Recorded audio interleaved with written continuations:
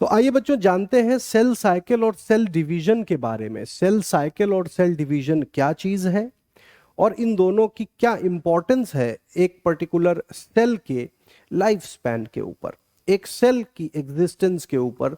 Cell cycle और cell division, वैसे तो सेल साइकिल और सेल डिवीजन दोनों अलग अलग बातें हैं, लेकिन हम इन दोनों बातों को ज्यादातर एक साथ ही समझते हैं, एक ही जैसा समझते हैं। सेल साइकिल का मतलब होता है सेल की उत्पत्ति हुई और वो सेल दोबारा अगले सेल की उत्पत्ति जब तक नहीं कर देता तो उस प्रोसेस को, उस ड्यूरेशन को, है ना, सेल का हम लाइफ स्पैन कह सकते हैं, life span of a cell. और ये जो साइक्लिक प्रोसेस है कि एक सेल बना और उसने फिर दूसरा सेल बनाया, उसको कहते हैं सेल साइकिल। ठीक है ना। तो सेल साइकिल के कुछ स्टेजेस हैं, उन स्टेजेस को जानेंगे और फाइनली सेल डिवीजन के बारे में जानेंगे। कहने का मतलब है सेल की एक साइकिल है जिस साइक्लिक फॉर्म में सेल की उत्पत्ति होती है और वो सेल दूसरे सेल्स को बनाता है। ये साइकिल हो गया सेल साइकिल। लेकिन जो प्रोसेस है दूसरे सेल को बनाने का, उसको सेल डिवीजन कहते हैं। इतना ही डिफरेंस है दोनों में। ठीक है। सो सेल डिवीजन का हम सिंपल एक डेफिनेशन दे सकते हैं कि process by which new cells are formed from the pre existing cells is called cell division. पहले से मौजूद सेल्स में ही सेल्स डिवीजन करेंगे और नए सेल्स को फॉर्म करेंगे। तो एक सेल है तो वो भी डिवाइड करेगा, ज्यादा सेल्स हैं वो भी डिवाइड करेंगे। अब बात आती है रुडोल्फ विर्चो के फेमस डिक्टम से। रुडोल्फ विर्चो जाने माने वैज्ञानिक, इन्होंने एक स्टेटमेंट दिया कि ओमनिस सेलुलाई सेलुला, यानी कि हर एक सेल किसी पिछले प्री एग्जिस्टिंग सेल से ही उत्पन्न हो सकता है। तो जैसा कि आप जानते हैं उस दौर के साइंटिस्ट के लिए एक बड़ा बड़ा चैलेंजिंग ये स्टेटमेंट था इनका, ओमनिस सेलुलाई सेलुला। पहला तो ये कि मानना मुश्किल था सबके द्वारा कि नहीं सेल्स प्री एग्जिस्टिंग सेल से ही आ सकता, क्योंकि बहुत से लोग थे उस वक्त जो मानते थे कि कहीं से भी जीवन की उत्पत्ति हो सकती है, जैसे कि नील नदी के कीचड़ से मगरमच्छ की उत्पत्ति जैसे पसीने में सने हुए कपड़े से चूहों की उत्पत्ति। ऐसी बहुत तरह की थ्योरीज चल रही थी। तो पहली बात तो इसको मानना थोड़ा मुश्किल था, लेकिन प्रूफ्स हुए और ये बात मान ली गई, ओमनिस सेलुलाई सेलुला। अब दूसरा एक चैलेंज तैयार हो गया कि भाई अगर हर सेल किसी प्री एग्जिस्टिंग सेल से आएगा, so how did the first cell on earth evolve. धरती पर पहला सेल कैसे आया, क्योंकि अगर सेल किसी प्री एग्जिस्टिंग सेल से ही आएगा तो पहला कैसे आया। That was a very challenging point at that point of time.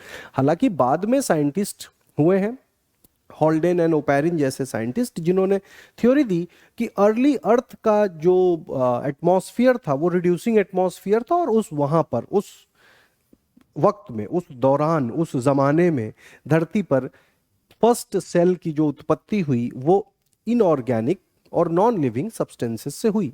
वो आज नहीं हो सकता क्योंकि आज ऑक्सीडाइजिंग एनवायरनमेंट है। अब हमारे अर्थ का एटमॉस्फेयर रिड्यूसिंग नहीं रहा। ठीक है।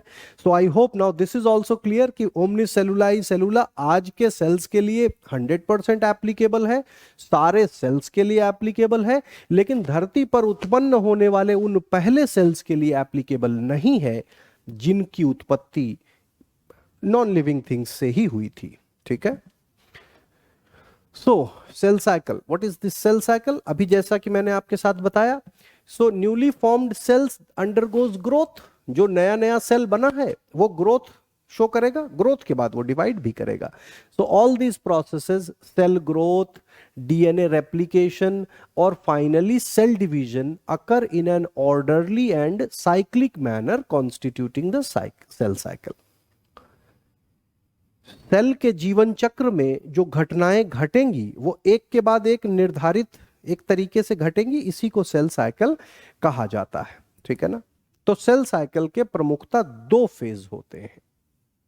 कौन कौन से फेज होते हैं? एक होता है इंटरफेज और एक होता है एम फेज, जिसको हम ज्यादातर सेल्स में माइटोसिस होता है तो माइटोटिक फेज कह देते हैं, लेकिन कहीं कहीं पर मियोसिस भी होता है ना, जर्म सेल्स में। इसके बारे में भी हम जानकारी यहां पर लेंगे। तो सेल साइकिल में देखिए क्या है, जी वन फेज, फिर एस, फिर G2, फिर एम। तो फेज को याद रखने का बड़ा सिंपल तरीका है, G1 G1S G2M, ठीक है। इसमें G1S, ये जो फर्स्ट 3 स्टेजेस हैं इनको इंटरफेज कहते हैं, इंटरफेज के नाम से जाना जाता है। और M वाला जो है ये माइटोटिक फेज या डिवीजन फेज कह देते हैं। डिवीजन, एक्चुअल में जो डिवीजन होता है इसी फेज में डिवीजन हुआ करता है। तो इसमें कोई दिक्कत वाली बात नहीं है। G1S G2M ऐसे करके याद रख लीजिए। ये G1 फेज गैप 1, ग्रोथ 1, इसको गैप 1 भी कहा जाता है, ग्रोथ 1 भी कह सकते हैं या फर्स्ट स्टेज कह सकते हैं। G1, फिर आता है S फेज, फिर आता है G2। तो G1S G2 ये इंटरफेज है और M for the division phase, ठीक है। तो अब आप देखें एक सेल के जीवन चक्र में, सेल के साइकिल में सबसे बड़ा फेज है G1 फेज, गैप 1 फेज सबसे बड़ा फेज है। उसके बाद सिंथेटिक फेज आप देखें, synthetic phase is the second largest phase, and then G2 phase और फाइनली M फेज। तो सबसे छोटा कौन सा फेज है, डायग्रामेटिकली भी आपको समझ में आ रहा है कि M फेज सबसे छोटा फेज है। यानी कि सेल अपने साइकिल में ज्यादातर वक्त बाकी का जो फेज है यानी कि इंटरफेज है उसमें गुजारते हैं, थोड़ा सा हिस्सा डिवीजन के फेज में गुजारते हैं। ह्यूमन बॉडी सेल्स की बात करें जो डिवाइड करते हैं 24 घंटे में एक बार, तो आप मान के चलिए 24 घंटे में एक बार के डिवीजन में डिवीजन का जो स्टेज है वो लगभग 1 ही घंटे रहता है, बाकी 23 आवर्स वो तैयारी में रहते हैं, डिवीजन की तैयारी में रहते हैं। So cell cycle consist of 2 basic phases, पहला है इंटरफेज और दूसरा है एम फेज और माइटोटिक फेज और डिवाइडिंग फेज, डिवीजन या डिवाइडिंग फेज कह सकते हैं। डिवाइडिंग फेज जब डिवाइड हो रहा है सेल या डिवीजन के अंतर्गत है सेल, ठीक है। So this diagram also gives you a fair idea. इसमें थोड़ा सा चित्र के माध्यम से दिखाने की कोशिश करी गई है कि G1 फेज या गैप 1 फेज में क्या हो रहा है, सिंथेटिक फेज या S फेज और गैप 2 फेज में क्या हो रहा है, फाइनली सेल डिवीजन। चलिए इसको थोड़ा डिटेल में समझते हैं। ये देखिए सेल्स, डिफरेंट सेल, सेल और सेल का न्यूक्लियस बिल्कुल क्लियरली दिखाई दे रहा है ना। ये आगे डिवाइड करेंगे। So in human cells approximately divide once in every 24 hours, हर 24 घंटे में सेल्स डिवाइड। अब आप कहेंगे कि कौन कौन से सेल्स, भाई सारे सेल्स तो नहीं करते हर 24 घंटे में डिवीजन, है ना, लेकिन cells of the skin, epithelial tissue के सेल्स जहां पर वियर एंड टियर हो रहा है, बोन मैरो, आप कहेंगे आरबीसी तो एक बार बनता है 120 दिन तक रहता है, लेकिन बनता तो रोज है ना, ऐसा तो है नहीं 120 दिन में ही एक बार आरबीसी का फॉर्मेशन होता है बोन मैरो से, राइट। तो मोस्ट ऑफ द सेल्स आप मान के चलिए 24 घंटे में एक बार डिवाइड करते हैं। तो इन विच अप्रोक्सीमेटली 23 आवर्स इंटरफेज रहता है और एम फेज 1 से 2 घंटे ही रहता है। एम फेज का जो ड्यूरेशन है वो बड़ा शॉर्ट है, थोड़े वक्त के लिए डिवाइड करता है सेल्स, है ना, कंटिन्यूअस डिवीजन नहीं है यहां पर। क्लियर है, समझ में आ रही है बात।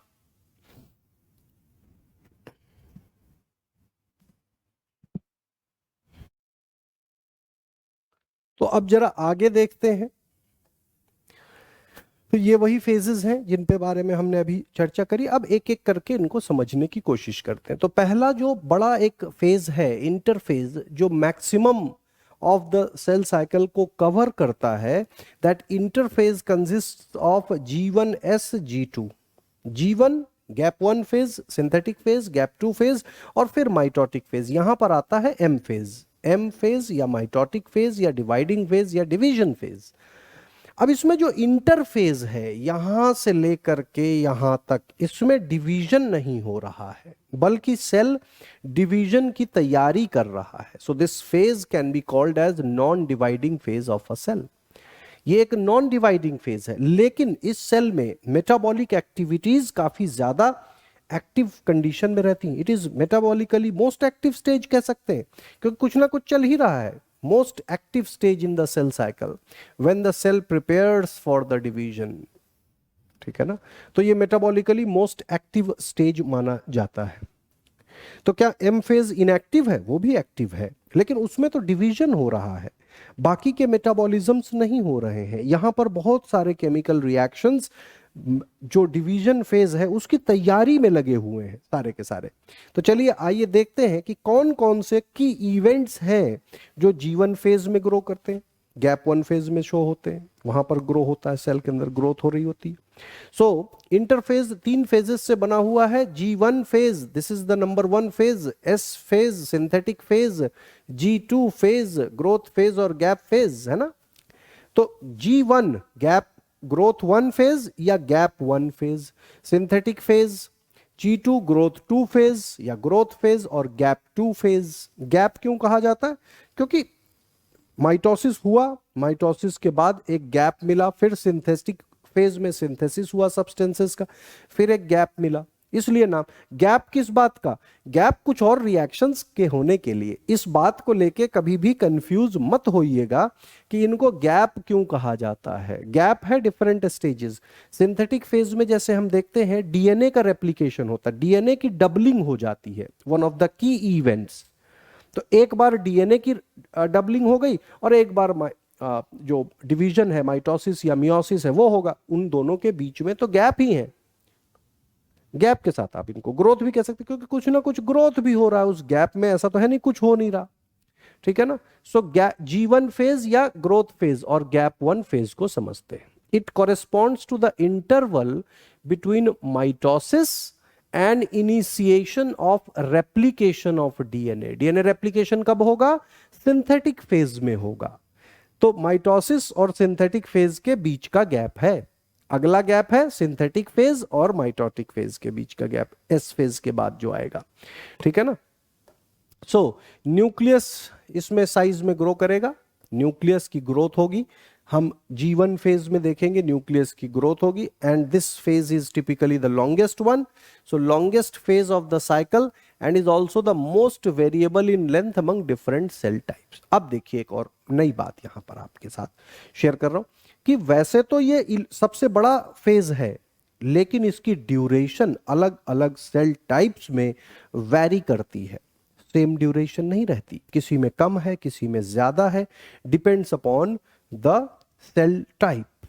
सो like in rapidly dividing cells, जो बहुत तेजी के साथ डिवाइड कर रहे हैं सेल्स, जैसे कि एम्ब्रियोनिक सेल्स, जो एम्ब्रियो का डेवलपमेंट, या नियोप्लास्टिक कैंसरस या tumorous cells, neoplastic cells, tumour cause करने वाले सेल्स, उनमें बहुत तेजी के साथ ग्रोथ होती है, बहुत तेजी के साथ कैंसरस सेल्स का डेवलपमेंट होता है, ठीक है।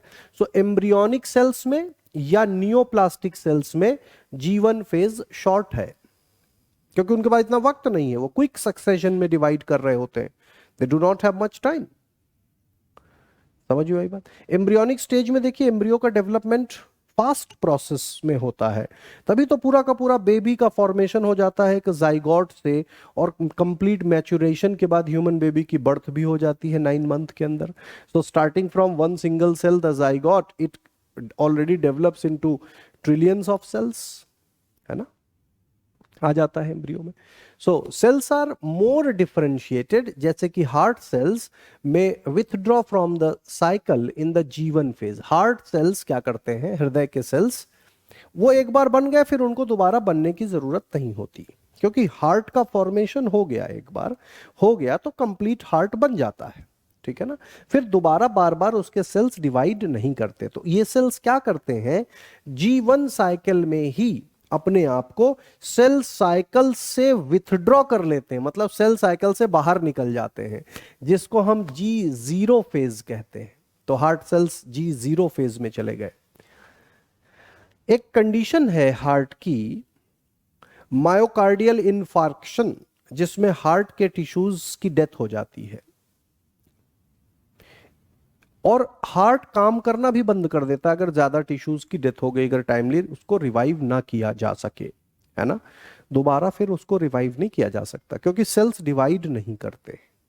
Same goes for the brain. Brain के भी जो सेल्स हैं, न्यूरॉन्स हैं, अगर डिजेनरेट होने लग जाते हैं तो फिर वो डिजेनरेट हो जाते हैं, नए सेल्स नहीं बन पाते, क्योंकि ये सेल्स जो हैं ये G0 फेज में चले जाते हैं और G1 फेज में वापस यूजुअली नहीं आते। लेकिन कुछ एक सेल्स ऐसे भी हैं जो G1 फेज में वापस भी आ सकते हैं, ठीक है। So G0 cells are unable to re-enter the cell cycle. Example muscle and nerve. तो मसल हो गया हार्ट की मसल्स, है ना, हार्ट की muscles, cardiac muscles, nerve cells, ये दोबारा बाहर नहीं आ पाते, G0 में ही रहते हैं. These are said to be terminally differentiated. मतलब डिफरेंशिएट का मतलब क्या होता है, तब्दील होना.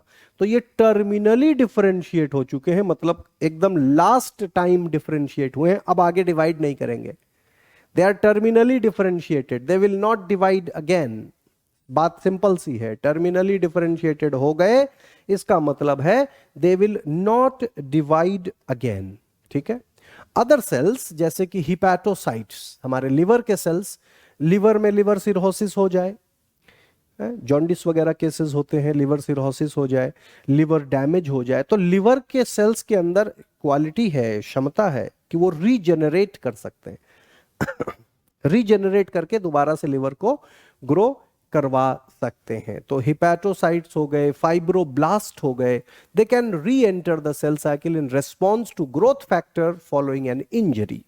किसी प्रकार की मेडिकल कंडीशन है, चोट है, कोई भी इंजरी है, तो उसके रेस्पॉन्स में जरूरत पड़ने पर ये दोबारा ग्रो कर जाते हैं. मतलब ये G0 से G1 में दोबारा एंटर हो जाते हैं. लेकिन मसल्स और nerve cells usually not. So now the decision for the cell division occurs in the G1 phase only. Cell को G0 में ट्रांसफर हो जाना है, G0 स्टेज में ट्रांसफर हो जाना है, या सेल को डिवाइड करना है, इस बात की जो एक कहते हैं कंफर्मेशन, वो G1 फेज में ही आ जाती है. G1 फेज में आने के बाद चेंजेस होने चालू हो जाते हैं. लेकिन ऐसा नहीं है कि G1 फेज में उसको रोका नहीं जा सकता.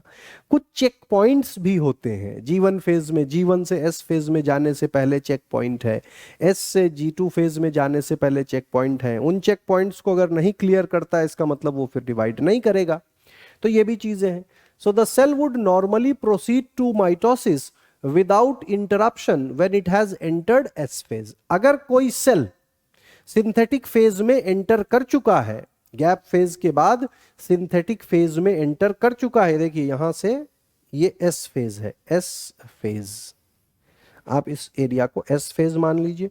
फिर यहां पर आप मान के चलिए ये G2 फेज है, G2 फेज हो गया, है ना, और यहां पर फाइनली M फेज आ गया. ठीक है. बाकी हम तो अभी G1 फेज को ही देख रहे हैं. तो G1 फेज से अगर S फेज में एंटर कर गया, G1 फेज से S फेज में अगर एंट्री हो गई सेल साइकिल की, तो इसका मान के चलिए मतलब कि अब वो डिवाइड करने की संभावना बढ़ जाती है. ठीक है. तो सिंथेटिक फेज में आ जाते हैं. तो हमने क्या देखा G1 फेज में, एक्चुअल में क्या हुआ, G1 फेज में न्यूक्लियस का साइज बड़ा होता है और इस बात का डिसीजन हो जाता है कि whether it will enter into the dividing phase और नॉट. अब इसके बाद आ जाता है एस फेज, जिसको हम सिंथेटिक फेज कहते हैं. इसमें सबसे प्रमुख कार्य जो है वो सेल में डीएनए कंटेंट का डबलिंग होना.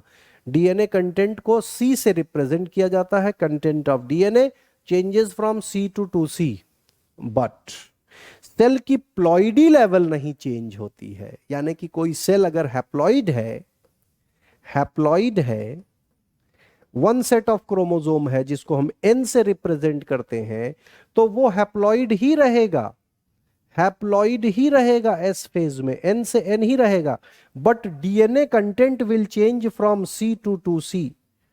डीएनए डबल हो गया, लेकिन एक ही जैसा डीएनए की कॉपी डबल हुई है, इसलिए डीएनए का कंटेंट हम देखेंगे सिंथेटिक फेज में ज्यादा हो जाता है. अगर डीएनए को हम पिकोग्राम में नापे तो मान लो 10 पिकोग्राम है तो 20 पिकोग्राम हो जाएगा, लेकिन प्लॉइडी नहीं चेंज होगी, because ploidy refers to one set of chromosome.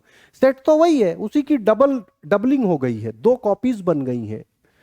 आप एक ही हो, शीशे के सामने खड़े हो जाओ, 2 दिखाई दे रहे हो, चलो शीशे में तो एक वर्चुअल इमेज है ना, लेकिन यहां पर दोनों रियली फॉर्म होंगे, लेकिन एक दूसरे की कॉपी होंगे. जैसे शीशे में आप जो इमेज देखते हो आप ही की कॉपी है, ठीक उसी तरह से यहां पर भी कॉपी है, लेकिन शीशे की इमेज नकली है, यहां पर एक्चुअल में डीएनए डबल होता है, प्लॉइडी चेंज नहीं होती. समझ गए? Haploid will remain haploid and diploid will remain diploid. कोई सेल डिप्लॉइड भी हो सकता है, डिप्लॉइड सेल्स अगर हैं तो वो डिप्लॉइड ही रहेंगे। डिप्लॉइड, डिप्लॉइड कौन से सेल्स होते हैं? Human body cells are diploid cells. 2n, हमारे पास 1 सेट क्रोमोसोम फादर से आया, 1 सेट क्रोमोसोम मदर से आया। तो इस फेज में कोई फर्क नहीं पड़ेगा। Diploid will remain diploid and haploid will remain haploid. Only difference in synthetic phase is the doubling of the DNA content. ठीक है? So it is the period during which replication takes place. DNA का replication, DNA की copy बनती है and amount और concentration of DNA doubles. साथ ही साथ centrioles, centriole जो एनिमल सेल्स में काफी ज्यादा एक्टिव देखे जाते हैं, प्लांट सेल में भी होते हैं, साइड में होते हैं। सेंट्रियोल्स जो सेंट्रोजोम से बनते हैं, सेंट्रोजोम का ही पार्ट है सेंट्रियोल, दोनों दो पोल की तरफ जाना शुरू कर देते हैं। ठीक है ना? Centriole duplicate during this phase, duplicate करते हैं, दो हो जाते हैं। हालांकि मूवमेंट अभी नहीं है पूरा का पूरा, वो तो मूवमेंट होगा जब डिवीजन फेज आएगा। एक जगह सेंट्रोजोम है, वहां से सेंट्रियोल, दो सेंट्रियोल बन गए साइड बाय साइड, दो सेंट्रियोल बन गए। इन सेंट्रियोल्स का ही रोल है सेल डिवीजन के प्रोसेस में स्पिंडल फाइबर को बनाना। ठीक है? Number of chromosome will remain the same, that is n और 2n, कुछ भी हो सकता है, हैप्लॉइड भी हो सकता है, डिप्लॉइड भी हो सकता है cell. So number of chromosome will not change, है ना? For haploid cells, haploid cells में क्या होगा, ये हैप्लॉइड यहां पर गलत लिखा हुआ है, यहां पर डिप्लॉइड होना चाहिए। क्यों होना चाहिए उसका रीजन मैं बता देता हूं आपको। डिप्लॉइड सेल्स में अगर मान लीजिए डीएनए का कंटेंट 2c है, हैप्लॉइड सेल में डीएनए के क्वांटिटी को हम ओनली c से रिप्रेजेंट कर रहे हैं। क्वांटिटी ऑफ डीएनए हैप्लॉइड में एक ही सेट है, डिप्लॉइड में 2 सेट है, तो 2 से 4 सेट हो जाएगा। मतलब सेट ऑफ डीएनए एक्चुअल में 2 की ही कॉपी 2 और है, टोटल 4 हैं, लेकिन वो दोनों एक जैसे ही हैं, इसलिए हम इसको डिप्लॉइड का डिप्लॉइड ही कहेंगे, but amount of DNA just doubled. ठीक है? Chromosome number will remain same, that is 2n, but concentration या amount of DNA will change. In case of animals, replication of centriole take place. Centriole दो divide हो जाते हैं, animal cells में centriole होते हैं, प्लांट सेल्स में usually नहीं होते हैं। एनिमल सेल्स में सेंट्रियोल ही स्पिंडल फाइबर का फॉर्मेशन करते हैं, तो सेंट्रियोल का डुप्लीकेशन हो जाता है, 2 सेंट्रियोल भी बन जाते हैं, रेप्लिकेट कर जाया करते हैं। ठीक है? तो हमने देखा G1 फेज और S फेज, अब आ गए G2 फेज। G2 फेज में एंजाइम्स वगैरह की आवश्यकता पड़ती है जो डिवीजन के लिए इंपॉर्टेंट है। G2 phase, during this phase RNAs and proteins are synthesized in preparation for mitosis. RNAs, ribonucleic acids, है ना?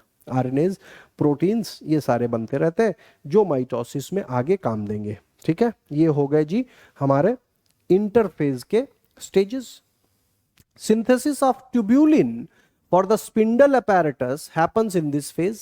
ट्यूब्यूलिन नामक प्रोटीन का फॉर्मेशन होता है जो स्पिंडल फाइबर को बनाता है। साथ ही साथ इस प्रक्रिया में एनर्जी का भी इस्तेमाल होगा, तो एटीपी का भी एक्यूमुलेशन इसी प्रोसेस में स्टार्ट कर दिया जाता है। Tubulin is a fibrous protein जो स्पिंडल फाइबर को बनाती है। ये ट्यूब्यूलिन सिलिया और फ्लैजेला में भी पाई जाती है। ठीक है ना? तो tubulin is a fibrous type of protein that helps in the spindle fiber formation.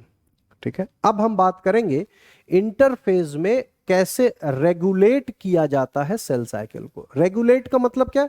कि कुछ चेक पॉइंट्स हैं जिन पर ध्यान दिया जाता है कि इसको आगे जाने दिया जाए डिवीजन के प्रोसेस में या नहीं जाने दिया जाए।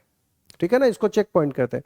सो cell cycle is controlled by regulatory molecules called cyclins and cyclin dependent kinases, जिनको सीडीकेज कहते हैं। अब आप सोच में पड़ गए होंगे ये साइक्लिन क्या है? केमिकल सब्सटेंस है जो रेगुलेट करता है, और साइक्लिन डिपेंडेंट काइनेजेस वो भी अलग केमिकल सब्सटेंसेस हैं जो भी रेगुलेट करते हैं। आपको बस 2 के नाम ही याद रखने हैं आपके इस लेवल पर। जब आप ग्रेजुएशन या मास्टर्स लेवल पर पढ़ते हैं तभी इनके नेचर के बारे में, इनकी कार्यप्रणाली के बारे में, इनके रिएक्टिविटी के बारे में थोड़ा बहुत आपको और जानकारी मिलेगी, बाकी रिसर्च में मिलता है। ठीक है ना? तो साइक्लिन्स हो गए और साइक्लिन डिपेंडेंट काइनेजेस जिनको सीडीकेज कहते हैं, ये रेगुलेट करते हैं। तो CDKs are active only when bound to certain cyclin. क्यों? क्योंकि CDKs are dependent on cyclin, cyclin के साथ ही बाइंड करेंगे, है ना। जैसे कि ए हो गया, बी हो गया, सी हो गया, डी हो गया, ई हो गया, है ना। और ये साइक्लिन कॉम्प्लेक्सेस करेंगे। सीडीके ए, सीडीकेस है साइक्लिन डिपेंडेंट कॉम्प्लेक्स ए, साइक्लिन डिपेंडेंट कॉम्प्लेक्स बी, सी, डी, ई, इस तरह से सीडीके और साइक्लिन कॉम्प्लेक्सेस को बनाते हैं। Cyclin dependent kinases and cyclin complexes. ठीक है, इतनी सी बात आपको ध्यान में रखनी है। नाउ G1 चेक पॉइंट, मैंने आपको कहा था कि जब G1 से S फेज में एंटर करेगा तब वहां पर एक चेक पॉइंट है। उस चेक पॉइंट को अगर सेल ने पास कर लिया तो आप मान के चलिए कि ज्यादातर चांसेस हैं वो सेल अब डिवाइड करेगा। तो G1 चेक पॉइंट पर एंट्री ऑफ S फेज पर CDK4 and cyclin D complex मौजूद है। साइक्लिन डिपेंडेंट काइनेज 4 और साइक्लिन D कॉम्प्लेक्स मौजूद है। दूसरा एक और कॉम्प्लेक्स है CDK6 और साइक्लिन D कॉम्प्लेक्स, CDK2 और साइक्लिन E कॉम्प्लेक्स। ये 3 कॉम्प्लेक्सेस मौजूद हैं G1 चेक पॉइंट पर। इनके बस आपको नाम ध्यान रखने हैं। पहले पूछते थे, आज की डेट में नीट में इनके पूछे जाने की संभावना बहुत ही कम है क्योंकि एनसीईआरटी में इसका विस्तार से कोई जिक्र नहीं है। देन G2 चेक पॉइंट यानी कि सिंथेटिक फेज क्रॉस कर चुका है, G2 फेज में पहुंच चुका है और इसके बाद डिवाइड करेगा या नहीं, है ना। एंट्री एट M फेज, समझे। सिंथेटिक फेज से G2 फेज के बीच में कोई चेक पॉइंट नहीं होता क्योंकि सिंथेटिक फेज अगर आ चुका है, मान के चलिए कि अब सेल को डिवाइड करना ही है, एक final check point G2 phase में आता है M फेज से पहले, CDC2 साइक्लिन B। ठीक है, सो साइक्लिन डिपेंडेंट कॉम्प्लेक्स, यहां पर काइनेज की जगह कॉम्प्लेक्स नाम दिया जाता है, 2 एंड साइक्लिन B। ठीक है, फाइनली आता है metaphase check point by cyclin B degradation. Cyclin B मौजूद थी चेक पॉइंट एंट्री में, बाद में साइक्लिन B का डिग्रेडेशन होगा तो वो मेटाफेज चेक पॉइंट माना जाता है। अगर डिग्रेडेशन नहीं होगा तो मेटाफेज नहीं आगे बढ़ेगा। ठीक है, I hope now you understand that this is the process how the cell will enter. अब हम आ चुके हैं M phase. This phase represent the phase when the actual cell division or mitosis is going to happen. ठीक है ना? So in this phase, replicated DNA is distributed to the daughter cell in a complicated series of event. अब ये M phase वैसे तो एक छोटा सा phase है इंटरफेज के कंपैरिजन में, लेकिन इसके अंदर होने वाले घटनाक्रम वो हमें पूरे डिटेल में जानने की जरूरत है। इससे पहले वाला तो जो रिएक्शंस थे वो थोड़ा सिंपल ही थे। अब कॉम्प्लेक्स इवेंट्स यहां पर आकर होंगे। Certain cells which do not divide further enter into an inactive stage called quiescent stage और G0 फेज में एंटर कर जाते हैं। माइटोटिक फेज के बाद सेल्स G0 में एंटर कर जाते हैं, वो फिर G1S G2 नहीं करते हैं, लेकिन जो G1S G2 करके आए हैं वो अब डिवाइड करेंगे ही करेंगे। ठीक है ना, ये देख लीजिए।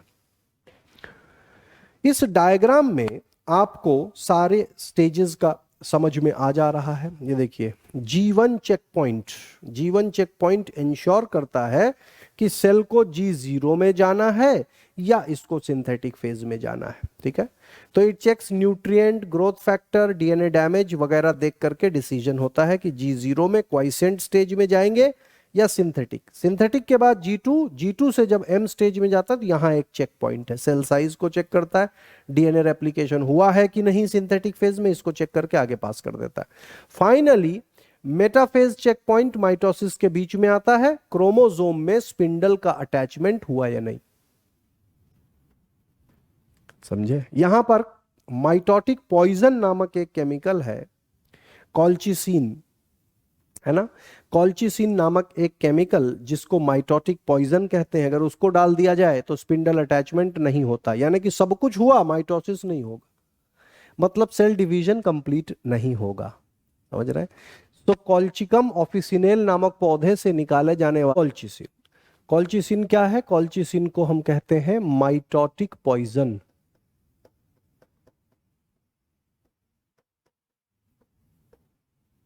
माइटोटिक पॉइजन के नाम से जाना जाता है इस कॉलचिसिन को।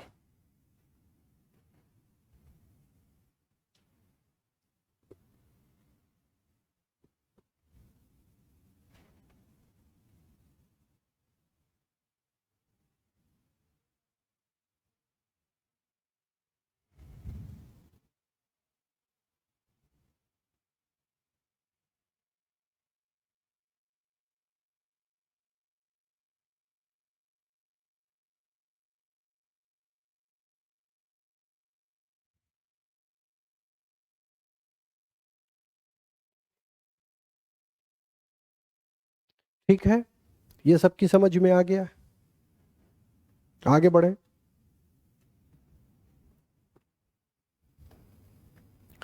तो एम फेज में दो स्टेजेस हैं मेनली, एक है कैरियोकाइनेसिस और दूसरा है साइटोकाइनेसिस। कैरियोकाइनेसिस का मतलब है न्यूक्लियस का division into two daughter nuclei, और साइटोकाइनेसिस का मतलब है साइटोप्लाज्म का डिवीजन, है ना। सो cytokinesis correspond to division of the cytoplasm and the separation of two daughter nuclei into two daughter cells। दो डॉटर न्यूक्लियाई से दो डॉटर सेल बन जाए, ठीक है ना। अब हम चर्चा करेंगे टाइप्स ऑफ सेल डिवीजन के बारे में, जो कि है ए माइटोसिस, माइटोसिस और मियोसिस। तीन तरह के सेल डिवीजन है। अब हम